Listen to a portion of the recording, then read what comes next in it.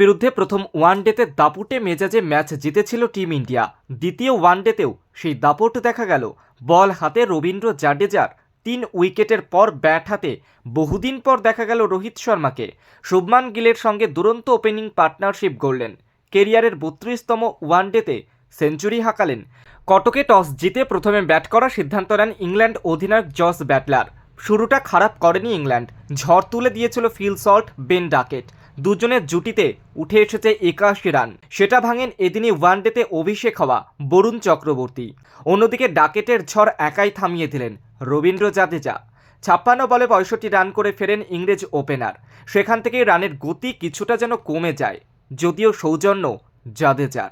তুলে নেন Duckett, root, Jamie ওভারটনের wicket. শেষবেলায় অবশ্য জ্বলে ওঠেন লিয়াম লিভিংস্টোন।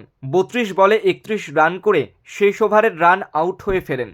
শেষ পর্যন্ত ইংল্যান্ডের ইনিংস গিয়ে থামে 304 রানে। তারপর শুরু হয় রোহিত ম্যাজিক। মাত্র 30 বলে করলেন হাফ সেঞ্চুরি। তখনই হাঁকিয়েছেন 4টি 4, 4টি 6।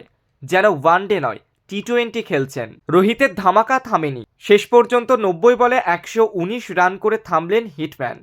মারলেন 12টি 4, 7টি 6। অন্যদিকে দুরন্ত ফর্ম অব্যাহত শুভমান গিলের। 32 বলে তিনি করলেন 60 রান, কিন্তু দুঃসময় অব্যাহত বিরাট কোহলির। 3 ম্যাচের সিরিজ 2-0 ব্যবধানে জিতে নিল টিম ইন্ডিয়া।